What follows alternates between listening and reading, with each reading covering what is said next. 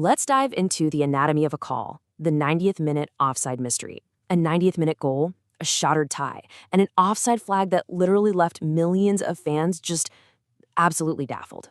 Welcome to The Explainer.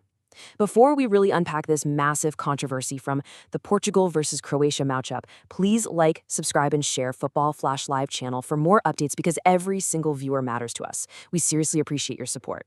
Okay, so today we're going to look past the shouting, past the crazy headlines, and we're going to use the actual evidence to analyze exactly what happened on the pitch. And maybe even more importantly, what happened up in the broadcast booth. It's this wild look at what happens when strict rules and high tech collide with plain old human judgment. So put yourself in this exact moment. 90th minute. Tie game. Disallowed goal. The tension is it's off the charts, right? The stakes couldn't possibly be higher in a knockout tournament. Out of nowhere, Croatia finds the back of the net deep, and I mean deep, into stoppage time. For a split second, it completely looks like they've snatched this dramatic game-winning goal. But then, poof, the joy is instantly ripped away. Up goes the offside flag. Goal disallowed. But you gotta wonder, was it actually the right call? Think of this whole explainer as sort of a detective story.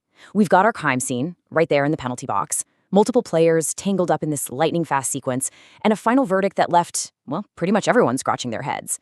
We need to solve this thing by breaking down the anatomy of the play, literally touch by touch. All right, let's meet our key suspects in this sequence. First up, we've got Croatia's number 15, Mario Pasalic, who is, without a doubt, standing in an offside position as the play develops. Second, his teammate, number 20, Matanovic, who actually plays the ball by heading it right towards him. And finally, and this is exactly where the plot thickens, Portuguese defender number 13, Renato Veiga, who makes a touch on the ball immediately after Matanovic's header. So that's 3 players, 3 separate actions, all going down in the absolute blink of an eye. Now, let's break down the timeline. We're talking T-2 seconds for the original cross, T-1 second for Matanovic's header, T0 for Veiga's crucial touch, and T+2 seconds when Pasalic actually scores.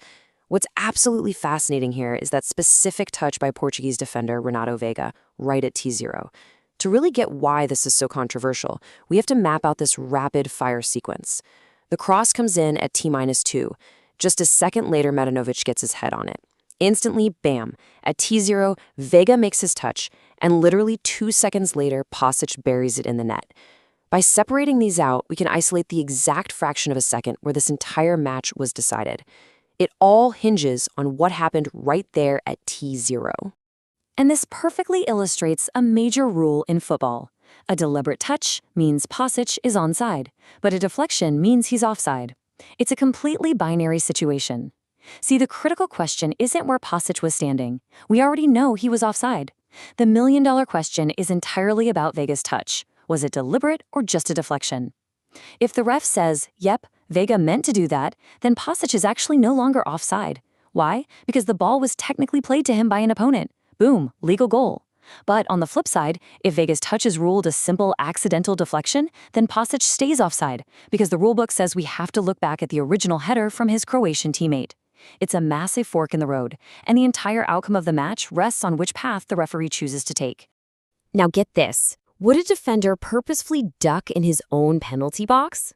During the Canadian broadcast of the game, the commentators threw out this totally bizarre theory. They actually suggested that Veiga was ducking to avoid the ball, and therefore his touch couldn't possibly have been deliberate. But think about that for just a second. I mean, would a defender ever purposely duck out of the way in his own penalty box? Logically, no way, that doesn't make any sense at all. In the pure chaos of a World Cup penalty area, in the 90th minute no less, a defender's brain is screaming at them to clear the ball, block it, disrupt the play, not duck away and let it slide right through to a super dangerous area. That broadcast explanation completely misses the reality of how defenders actually operate when they're under that much pressure. So, split-second reaction time equals not deliberate. If he wasn't ducking, what on earth was he doing? Well, we just have to look at human physiology. Based on that timeline sequence we just mapped out, there is virtually 0 time for Veiga to react after that initial header from the Croatian player. The ball is just moving way too fast over an incredibly short distance. Because of this microscopic reaction time, it is highly likely that Veiga simply couldn't make a conscious, calculated decision to play the ball in any specific way, meaning the touch wasn't deliberate, it was just a deflection. And because it's a deflection, the offside call against Pasalic is actually genuinely correct. But, and here is the vital takeaway for understanding the sport, this whole thing is a judgment call. It's not some 100% objective black and white decision based on lines drawn by a computer. It requires a living, breathing human being to interpret intent in a fraction of a second. Which brings us to how this whole mess was communicated to the fans. Listen to this actual quote from the ref after the VAR review. Croatia, player number 20, touched the ball and headed to the goal scorer. Final decision, offside. Do you notice anything missing there? He completely ignores the controversial touch by Veiga. I mean, the footage clearly shows the Portuguese defender making contact with the ball. That is literally the entire crux of the controversy, debating whether that specific touch was deliberate or just a deflection. And yet, the official explanation just skips right over it, only mentioning the Croatian players. The part the referee actually bothered to explain, that Croatia number 15 was offside when number 20 headed it, well, that was the obvious part. The subjective, really tricky part that everyone was arguing about, left entirely unexplained. Now let's talk about the snickometer. This is in-ball technology used on broadcast to confirm a touch occurred. The irony here is just off the charts, especially when you look at what the broadcast decided to focus on next. To justify the call, they actually showed viewers a VAR screen featuring a snickograph, or snickometer. This is incredibly advanced, futuristic in-ball technology designed to objectively prove that a touch occurred. They used this crazy high-tech sensor to definitively prove that the Croatian player headed the ball. But hold on a second.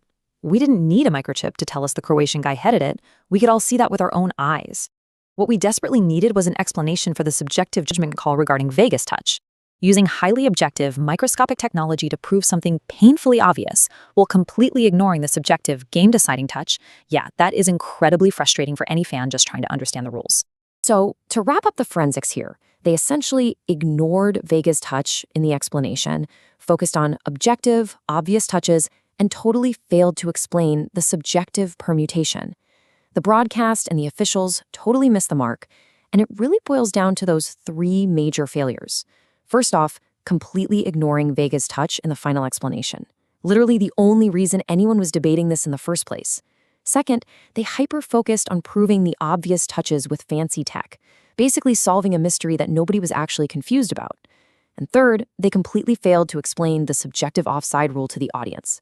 They had all the tools, replays, timelines, rulebooks, but they didn't walk us through the sequence, and they definitely didn't explain the critical difference between a deflection and a deliberate play in that specific high-pressure moment. Which brings us to our final thought. If VAR relies on human judgment, will it ever be controversy-free? It really leaves us with this lingering question that goes way beyond just one match between Portugal and Croatia. We've got microchips inside the footballs, we have dozens of 4K cameras, and we have entire teams of video assistant referees. But, as we clearly saw today, the rules still demand human interpretation. A referee still has to look at a split-second deflection in real time and decide, hey, was that deliberate? So VAR ultimately relies on subjective human judgment to interpret the laws of the game. Is it ever going to be truly controversy-free? It's definitely something to chew on the next time you see a massive goal wiped off the board in the dying seconds of a match. Thank you so much for exploring this with us. Before you go, please like, subscribe, and share Football Flash Live channel for more updates because every single viewer matters to us. Catch you next time.